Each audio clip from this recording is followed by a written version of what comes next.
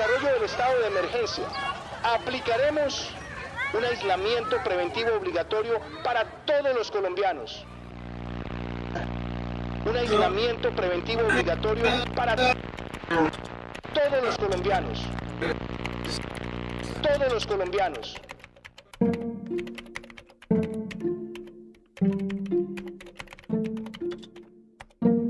¿Recuerdas lo que era ir al colegio?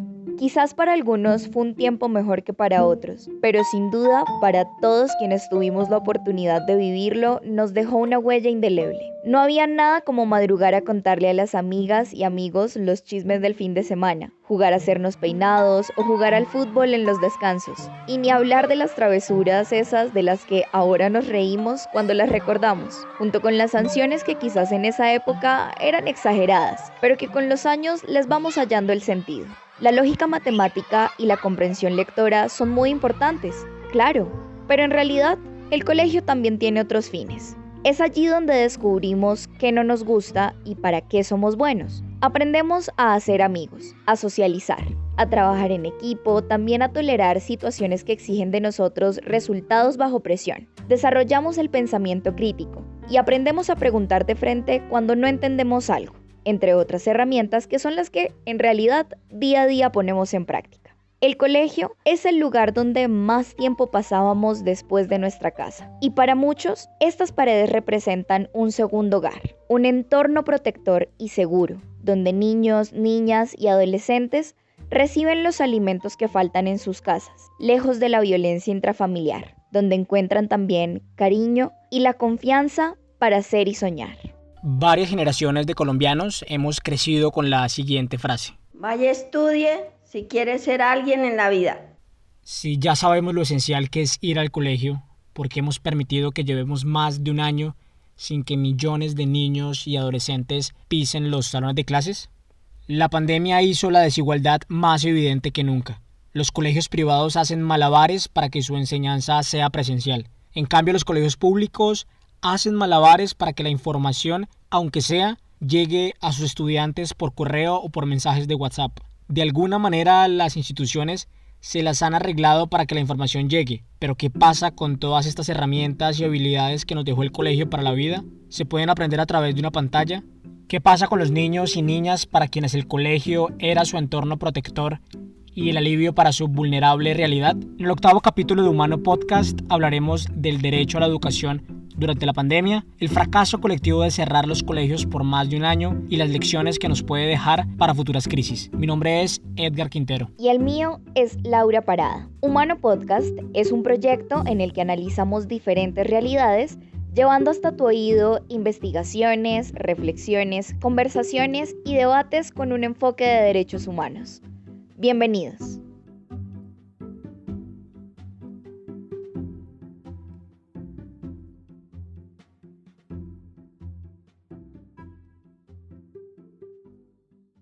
A partir de mañana, los niños y los jóvenes van a sus casas, que se aíslen preventivamente y que también puedan mantener su vocación de aprendizaje. Adelante, ministra María Victoria. Como mencionó el presidente, ha sido un trabajo desde el primer momento, que resumiría en una primera semana, donde enviamos a toda la comunidad académica. Hagamos memoria. El 16 de marzo del 2020, el gobierno de Iván Duque decretó el cierre de colegios públicos y privados con el objetivo de contener la expansión del COVID-19. 9 millones de niños fueron obligados a continuar con las clases desde sus casas, lo que fue una improvisada transición a la educación a distancia justificada por una crisis inminente de salud pública. Luego, 3 semanas después de la estricta cuarentena decretada por el gobierno nacional, las precarias condiciones económicas de millones de colombianos resquebrajaron las directrices, normas y protocolos de bioseguridad que pretendían regular el libre movimiento de los ciudadanos. Muy pronto, las autoridades decretaron excepciones a las restricciones de movimiento, y poco a poco, de la mano de la incontenible economía informal del país, las calles recuperaron sus sonidos habituales.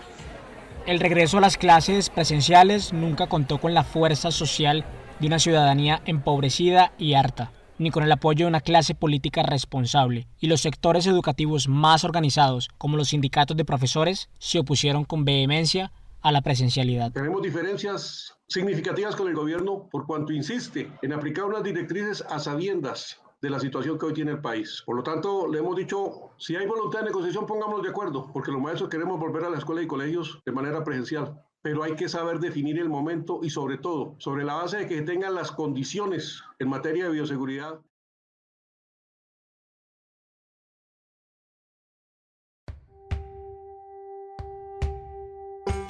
Desde junio del 2020, el Gobierno Nacional aprobó una serie de lineamientos para implementar modelos de alternancia en los colegios. Un año después de su aprobación, 8 de cada 10 niños y adolescentes en Colombia siguen recibiendo clases desde casa, según los datos publicados por el Fondo de las Naciones Unidas para la Infancia, UNICEF. Una cifra que dimensiona el fracaso de las estrategias del Gobierno Nacional para incentivar el regreso a los salones, los costos de la oposición radical de los sindicatos de profesores y la sorprendente pasividad de los padres de familia, una cifra que revela un fracaso colectivo.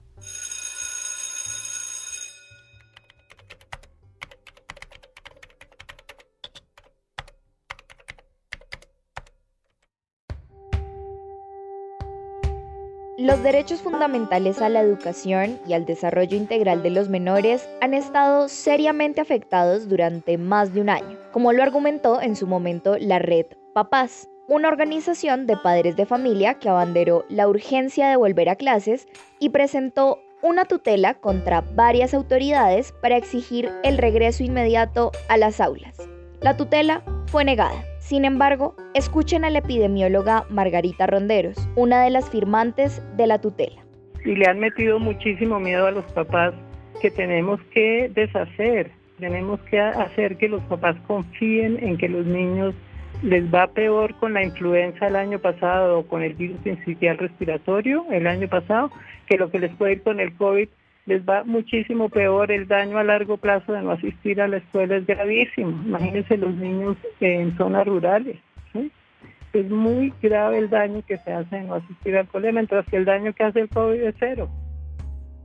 Los costos sociales de la educación a distancia los han pagado los niños y los adolescentes que ya sufren las consecuencias del rezago escolar y las afectaciones de salud mental. También los padres, por supuesto, especialmente las mujeres, obligadas a asumir otro rol de cuidado en sus hogares. Y los han pagado sobre todo los millones de familias pobres y vulnerables que no cuentan con los recursos técnicos y el capital humano para garantizar una educación de calidad a sus hijos. Los efectos de la educación a distancia son la radiografía de una sociedad profundamente desigual.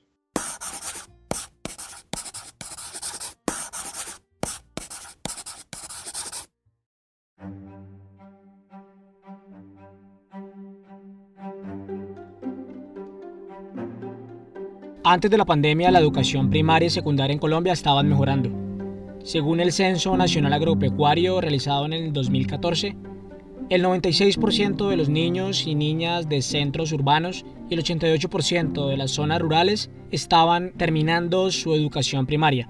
Eso quiere decir que la cobertura era prácticamente universal. Por su parte, con la educación básica y media, Colombia aún tenía grandes retos. Solo el 50% de los jóvenes de zonas rurales y el 74% de los de zonas urbanas terminaban su secundaria. Por esta razón se crearon en 2015 y 2018 políticas públicas educativas con énfasis en la ruralidad para garantizar el acceso universal a los primeros ciclos de formación académica. Sin embargo, durante la pandemia nos dimos cuenta que estos planes se quedan muy cortos para los problemas que tiene la educación en Colombia. Aquí aún tenemos discusiones sobre cobertura universal debido a la dispersión geográfica del territorio, problemas que también tienen que ver con el conflicto armado. Los municipios en Colombia que más han sido afectados por la guerra también presentan coberturas más deficientes y estándares de calidad mucho más bajos, sumado a los diversos factores de deserción escolar como el abandono por falta de recursos y los embarazos adolescentes. Por lo que la cobertura y acceso a herramientas digitales como parte del proceso académico era uno de los propósitos más lejanos. Tras la pandemia, la educación virtual empezó a ser una necesidad, a pesar de los enormes problemas de conectividad que tienen los colombianos.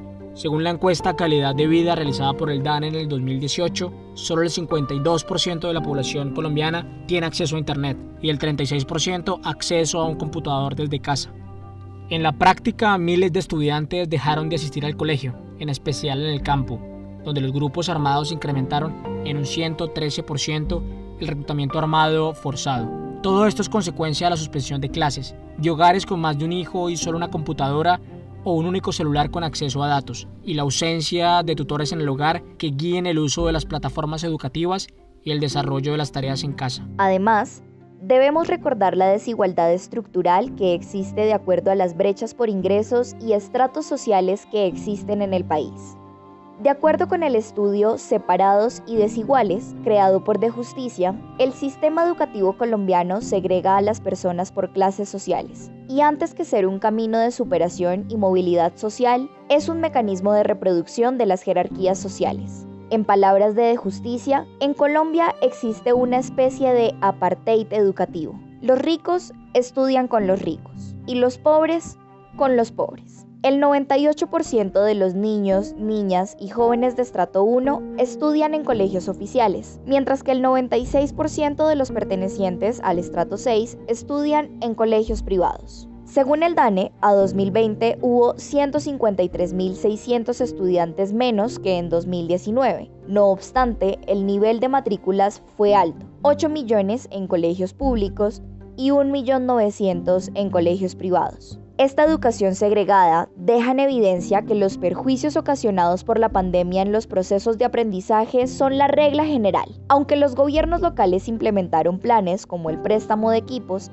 y la vinculación con empresas privadas para acceder a Internet a costos muy bajos, no fue y no es suficiente. Según informa la ONU, nunca antes habían estado tantos niños fuera de la escuela al mismo tiempo, lo que altera su aprendizaje y cambia drásticamente sus vidas, especialmente las de los niños más vulnerables y marginados. Con la pandemia están en peligro los avances que tanto costaron conseguir a la hora de mejorar la educación. Países como Inglaterra, con bandas anchas de conexión y disposición de dispositivos tecnológicos para la educación, concluyeron tras el regreso a clases presenciales que ninguna tecnología se compara a lo que un profesor le puede transmitir a sus estudiantes. Como dice el neurólogo Francisco Mora, solo el ser humano puede transmitir humanidad y emociones, las cuales son esenciales para aprender.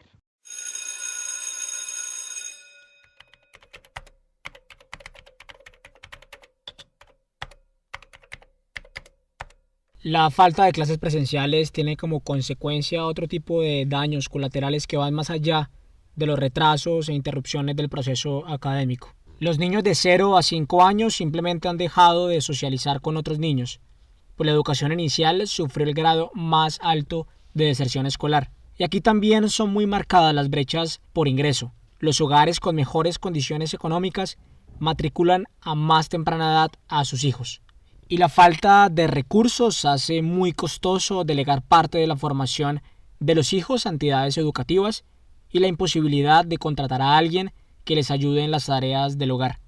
La situación es particularmente crítica para las madres solteras, quienes deben asumir todas estas obligaciones al mismo tiempo y elegir entre salir a trabajar y dejar a sus niños solos o quedarse con ellos en casa pero no recibir ingresos para su manutención. El tiempo de cuidado personal para estas mujeres prácticamente no existe, lo que afecta a su salud mental y física. También debemos pensar en el aumento del desempleo y la pobreza, que han causado hambre y malnutrición, y que eran mitigadas gracias a los planes de alimentación escolar PAE, que brindan al menos una comida a algunos estudiantes de colegios públicos cuando asisten a clases. Para marzo del 2021, según la encuesta ¿Cómo vamos? De la red de ciudades, el 35% y el 21% de los hogares de ingresos bajos y medios, respectivamente, pasó hambre por falta de recursos. Así que debemos entrar a evaluar seriamente las consecuencias que todos estos costos están trayendo para las generaciones presentes y futuras. ¿Cómo se ve el futuro de una generación que no ha ido al colegio? Los estudiantes colombianos participan desde 2006 en las pruebas PISA, un estudio realizado por la Organización para la Cooperación y el Desarrollo Económico, OCDE, que compara los niveles de lectura, ciencia y matemáticas entre los países participantes. Colombia ha ocupado prueba tras prueba uno de los últimos lugares en los informes entregados por la organización. Y si bien el nivel de nuestros estudiantes está dentro del promedio de los países latinoamericanos, los resultados son muy mediocres y los avances muy lentos, como lo ha dicho durante años el educador Julián de Zuviría, director del Instituto Alberto Merani. Estamos en el promedio de América Latina, estamos creciendo a un ritmo ínfimo. En lectura retrocedimos hasta el año 2009. En matemáticas estamos muy mal. El 70% de los jóvenes en matemáticas básicamente no entiende nada. En lectura, el 50% de los jóvenes de 15 años de grado noveno no puede inferir una sola idea. O sea, la situación realmente es grave. ¿Por qué pasa eso? Hay un argumento fundamental, porque en Colombia no hay una política pública de Estado, no hay una política a largo plazo. Y como no hay política a largo plazo, no se pueden resolver los problemas fundamentales de la calidad asociados a la formación de maestros, al currículo, a la política frente a educación inicial, al trabajo en equipo. Mientras no haya política de Estado, no se va a resolver el grave problema de la calidad. Es muy probable que los efectos de la educación a distancia profundicen el rezago de los estudiantes colombianos. Un estudio del Banco Mundial sobre la pobreza de aprendizaje en América Latina advierte un oscuro panorama. La organización define a la pobreza de aprendizaje como el porcentaje de niños de 10 años incapaces de leer y comprender un relato simple. Según sus estimaciones, 6 de cada 10 niños en la región son pobres de aprendizaje, una cifra que aumentó debido a los cierres escolares. Estudios recientes realizados a partir de pruebas estandarizadas, como en las que se basa el informe de PISA, demuestran que los alumnos de países desarrollados como Bélgica y Reino Unido tienen peores resultados que las generaciones anteriores debido a la interrupción de las clases presenciales, un retroceso que se agudiza en los estudiantes que vienen de familias pobres. Las consecuencias en los estudiantes colombianos que no cuentan con los niveles de conectividad y bienestar de los niños y adolescentes de los países desarrollados pueden ser peores y más profundas. La suspensión de la educación inicial de 0 a 3 años, que ya es muy precaria y de limitada cobertura en Colombia, y la suspensión de servicios básicos que presta la educación pública, como la alimentación y el cuidado, han quebrado el escudo social que hemos construido para los niños y adolescentes del país. El cuadro de una generación vulnerable y desprotegida lo completan el aumento de enfermedades de salud mental como la depresión y la ansiedad, la aparición de sentimientos de soledad y la pérdida de vínculos afectivos fuertes y estables, fundamentales para nuestro desarrollo como seres humanos. Si la sociedad colombiana y sus principales actores políticos no acuerdan una ruta para recomponer los daños provocados por la interrupción de la educación presencial, las futuras generaciones de colombianos tendrán menos herramientas cognitivas y sociales para asumir su destino.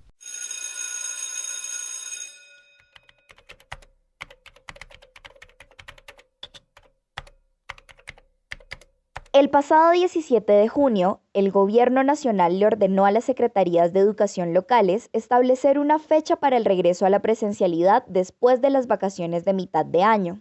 La orden fue precedida por el inicio de la fase 3 del plan de vacunación contra el COVID-19, que desde mayo priorizó a los profesores de todos los niveles educativos.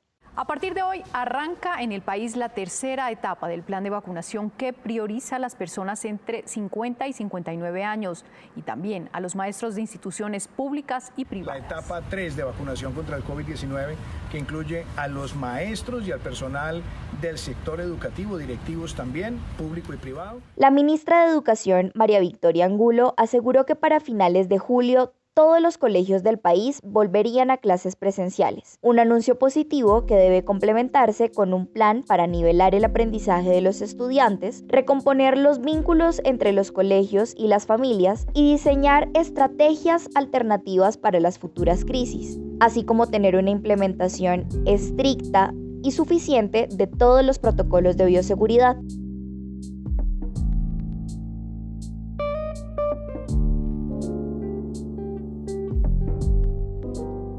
Es probable que en el futuro nos volvamos a encontrar con el dilema entre educación y salud pública. Sacrificar el derecho fundamental a la educación, como lo hemos hecho durante el último año, no puede ser la única salida.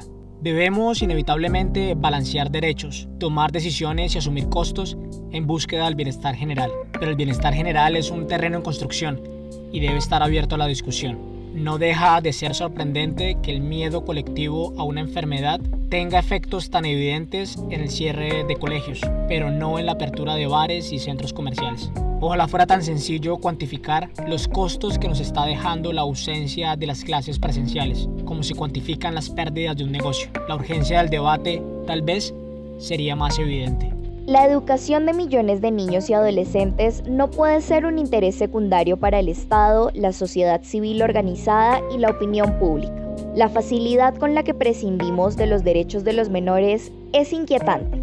Es injusto que las futuras generaciones paguen por nuestra incapacidad de llegar a acuerdos entre los múltiples actores involucrados en la educación y nuestra renuencia a tomar decisiones basadas en la evidencia. Los errores que cometimos en el último año frente a la educación en Colombia no podemos volver a repetirlos. La idea original de este podcast es de Laura Parada y de quien les habla Edgar Quintero. Y la investigación, el guión, la narración, la edición y hasta la publicidad también. Sara Mesa Pérez nos ayudó con el diseño sonoro. Este es nuestro 8º capítulo y el último de nuestra primera temporada. Y si les gusta, estaría buenísimo que lo compartan en sus redes sociales. También nos pueden seguir en Instagram como Humano Podcast y nos pueden saludar, comentar y criticar. Estamos en las principales plataformas de audio como Spotify, Apple Podcast y Google Podcast. Y si no tienen ninguna de estas, también colgamos los capítulos en YouTube. Gracias por llegar hasta acá y nos escuchamos, ya no sé si en 15 días, 20 días o en un mes, en la próxima temporada de Humano Podcast. Les estaremos avisando. Chao, chao.